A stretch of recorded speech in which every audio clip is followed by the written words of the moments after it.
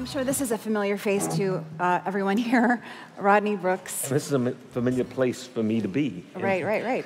Longtime professor of robotics, founding director of the Computer Science and Artificial Intelligence Laboratory, co-founder of iRobot, and more recently Rethink Robotics. There's so much that I want to talk to you about, but I guess my first question is, you founded iRobot in 1990 when there wasn't any venture capital. You went on to found Rethink Robotics in 2008 when there was venture capital, but there wasn't a lot of interest still in robotics. Fast forward to 2017, there's money, there's interest. It's seemingly a better time to start a robotics company. Is it? Yeah, a lot of Silicon Valley and Boston VCs, sort of try to fall over themselves about how they're funding robotics. Mm-hmm. So you can get heard a lot more. I think, despite what we heard this morning about long-term, I think it's still hard for VCs to think about how long-term some of these way-out robotics systems really will take to get to where they can get their return on their investment. And I think that's going to be a little crunch time for some funds and some people who've been funded before too long. Yeah, it seems that's very much to be determined. I think a lot of strategic companies are coming in and doing these follow-on rounds, but we'll see how long that lasts as well. But I ask because, this happens in any sort of, increasingly frothy space, but you have more competition. There are now more patents that have been granted. Also, in terms of machine learning and the benefits it sort of confers, and it's making these robots smarter, but it requires a lot of data. And obviously, most of the data is in the hands of a very small group of companies. So I'm just wondering if, at some point, they sort of, have this insurmountable advantage. Well, two things. I think someone who's starting a company, a robotics company today, should be thinking that maybe at some point, in order to continue to grow, they're going to have to get bought by a large company, mm-hmm. which has the deep pockets to push it further. Right. So still, the ecosystem would still use the VC funding as a way to prune out the good ideas from the bad ideas, but going all the way to an IPO may be hard. Mm-hmm. That's the first thing. Second thing on this data, yes, machine learning is fantastic. It can do a lot. But there's a lot of other things that need to be solved, which are not just purely software. I think right after this, we're going to get a demo from Sung-Bae Kim of his robots. And the big innovations there have been new sorts of electric motors, new sorts of control systems, new sorts of gearboxes. Mm-hmm. So that's not exactly, the machine learning is only part of it. It's not the whole picture. And, I now get calls and emails all the time from companies that specialize in making data sets for machine learning. So that's a new service out there that you can take advantage of. Well, I think that's interesting. It seems like there are opportunities for small companies. I'd heard somebody, maybe it was Andrew Ng, the former chief scientist at Baidu and co-founder of Coursera, talking about a company that makes like cabbage picking or inspecting robots. And he said, they probably have more data about cabbage than anyone in the world. And I thought, that's cool, but how scalable is that? I guess there's a lot of cabbage. There's a lot of cabbages. Yeah. Okay, so I know this question has come up several times on stage, but you are writing a book on AI. So we have to talk a little bit about whether or not it's evil. I know it can be sort of a tedious question.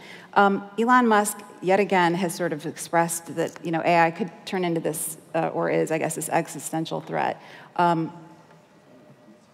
Yes, no? There's quite a few people out there who've said that AI is an existential threat. Mm-hmm. Stephen Hawking, the astronomer royal, whose name I forget right now, in Great Britain, has written a book about it. A few other people, and they share a common thread in that they don't work in AI themselves. Just saying. For those of us who do work in AI, we know how hard it is to get anything to actually work to product level. Mm-hmm. And I think here's the reason people, including Elon, make this mistake. When we see a person performing a task very well, we understand what competence there must be around that. And I think they apply that same model to machine learning. So, do you speak another language? I don't. Oh, neither do I. I speak Australian. No, so suppose, suppose you were Chinese and you saw someone with a stack of pictures, taking the picture and writing in Chinese, nice Chinese, what was the topic of that picture. People playing frisbee in a park, for instance, in Chinese. You would sort of expect that that person, you could probably talk Chinese to them, or at least write, you know, if they're deaf, at least write a Chinese sentence, and they'd be able to read the Chinese sentence. They're writing Chinese sentences describing the pictures. But the labeling systems that Baidu has and others can't read Chinese. All they can do is produce strings which are a label for the image. So when people saw AlphaGo beat the Korean champion and then beat the Chinese Go champion, they thought, oh my God, this machine is so smart. It can do just about anything. I was at DeepMind about 3 weeks ago in London, and I said, you know, guys, DeepMind built AlphaGo. I said, you know, guys, I was wondering if instead of, on the day, if instead you showed up, instead with a 19 by 19 board, they'd showed up with a 29 by 29 board, I'm thinking the human probably would have been pretty good, and your program not so good. And they just laughed at me, and they said, if it had been 18 by 18, we would have been dead. So it's doing things in a very different way, and I think people see how well it performs at one task and think it can do all the things around that. I guess Musk's point is that it's not there yet. It's dumb, but it's going to get better. So we should regulate it starting from now. Okay, so you're going to regulate it now. If you're going to have a regulation, either the regulation applies to something and changes something in the world, or it doesn't apply to anything. If it doesn't apply to anything, what the hell have you got the regulation for? So tell me, what behavior do you want to change, Elon? What do you want to change? You're going to have a regulation. What's it going to change? What's it going to say yes, no to? How do you decide? There's no answer to that. It's just, oh, regulation would be good. You know, I did want to ask, you've been... And by the way, yes. Let's talk about regulation of his self-driving systems on Teslas.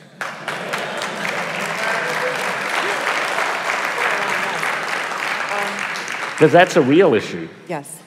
Well, I think your writings on autonomous cars are so interesting. I mean, you raised so many great points. I'd seen you, I guess in some extensive blog you wrote this year, you were talking about this, you know, the biggest concern with autonomous driving is that you know, decision whether the car has to drive into you know, a gaggle of baby strollers or you know, elderly women walking. And you said, how often does that happen in real life? You know, yeah, well, but I think there are some actual ethical questions, and I think it's going to slow down the adoption of cars. I live just a few blocks from here. 3 times in the last 3 weeks, I have driven my car, followed every sign that's been up, and found myself at a point, this is in Cambridge Point, found myself at a point where I can either stop and wait for 6 hours or drive the wrong way down a one-way street. Okay, so should autonomous cars be able to decide to drive the wrong way down a one-way street if they're stuck? And if not, what if it's an Uber without a driver that someone called for their kid and they're taking their kid to school? It's a 14-year-old kid, and I think when we have these Ubers, we'll want to be able to talk to them. And so the kid, who's 14, says, no, go back along the street the wrong way. Is the Uber going to have an argument with the kid? Is the kid who's 14 allowed to drive the car by voice? I think there's a whole set of regulations that we're going to have, which people haven't even begun to think about, right, but are going to be very practical issues. And that's just one. There's hundreds and hundreds of cases. It's going to take a long time before we have these autonomous cars. And it's not going to be, I put it as, you know, do I kill the nun or do I kill the 5 robbers? It's going to be, right, you know, how do I bend the regulations? Right, absolutely. Well, even you mentioned even charging stations would have to be redesigned to not involve human. Yeah, if we're going to have Ubers driving around waiting for a ride and they're electric, or even if they're gas, who refuels them? They'll have to be able to go and get recharged or refueled. Are we going to have a new class of workers whose job is just to Right. plug in empty Ubers. Right, right. So we'll see when this comes So to there's a fruition. lot, my point is there's It's a very lot of far stuff. off. Right, right. A lot of stuff. No, absolutely. So one thing that seems a little closer at hand is job displacement, which we've also talked a lot about today. And I know that your feeling is that robots are complementary to human workforces. You've also pointed out that there's an aging workforce, and by 2050, we're just not going to have as many people in the workforce, and let alone people who want to be factory workers. So I guess, it's still indisputable that there are going to be jobs that are gone, especially in the service industry, which makes a huge... There'll be displacements, and they're very unpleasant for the people who get displaced, absolutely. I was wondering if you have any thoughts about jobs that are coming. Going back to Andrew Ng, I think he was half joking, but he talked about sort of like drone route optimizers and wind turbine technicians, and I thought that was sort of interesting.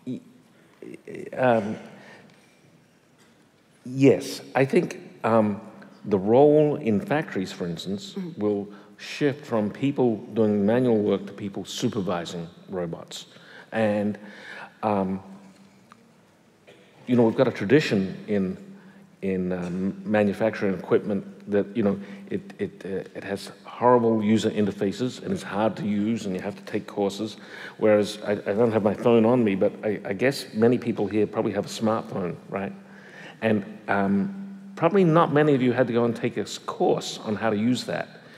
So in consumer electronics, we have made the machines that we use teach the people how to use them. And I think we have to change our attitude in industrial equipment and other sorts of equipment to make the machines teach the people how to use them. Because any person, sorry Elon, but any person is smarter than any robot for the foreseeable future. And so they'll be using their cognition, even if they're not a high school graduate, they will be using their cognition to supervise robots. Do you think we're taking this seriously enough, though?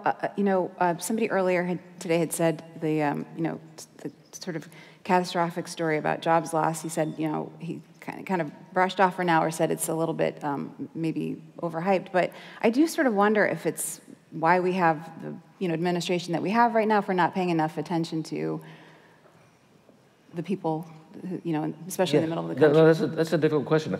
I feel a little regret that there's a sign that maybe I should have seen, which I didn't see.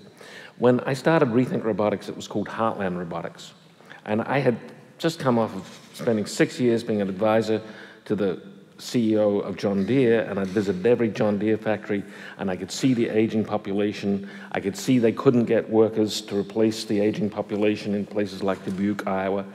And so I started Heartland Robotics to build robots to help the heartland. It's no longer called Heartland Robotics, and it's not called Heartland Robotics. It's started getting things like, so why didn't you just come out and call it Bible Belt Robotics?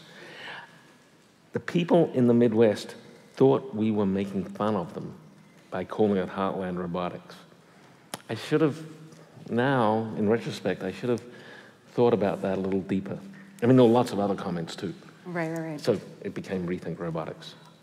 Well, sort of a related question. I'm wondering, and we didn't talk about this, but what do you think of the basic income idea? There are studies that say it's bad. There are studies that say it's good. I don't really know. As a social progressive, I would like to think that we should think that all people should have, shelter, electricity, Wi-Fi, healthcare. It is true. It is true. Central Square, just up the road here, Central Square, the homeless now have smartphones. They didn't used to have smartphones. Right. So it's a basic human need to have a smartphone now. And it should be a basic human need that they can have health. They can go to get health care. So how does that happen? I don't know. Well, one interesting proposition I heard was basically using the money to pay people to go to school and to get educated, and then to sort of, the idea would be that they would eventually come back and contribute back to the tax base. Does that sound? I think we're getting out of my my comfort zone. Right, okay. Well, let's talk about, I'm sorry about that. Let's talk a little bit about the importance of accessibility in robotics. I mean, obviously that was the whole point of Baxter and Sawyer. What's the next product that's going to come out of your company? Oh, my company's dedicated to robots for factories and fulfillment. So that's the sort of things we're going to do. But taking up from Gil Pratt, who was on stage a little while ago, I think there's going to be tremendous pull for robots that help the elderly retain their independence and their dignity. Two things. They're both important to people, independence and dignity. And so, however robots can help people stay in their homes longer, I think is going to be important. So I use my own mother as an example. She probably could have stayed in her home longer, for maybe up to 3 years, if she'd had a device which could help her get into and out of bed independently. When she couldn't do that anymore, she had to go into managed healthcare, lose her home, etc. So machines, robotic machines that could do things like that, I think there'll be a real pull as we go through this demographic inversion, which is really coming down the line. Right. How far away do you think that is? I'm sort of thinking about this from a selfish standpoint. Well, I know I'm going to be affected.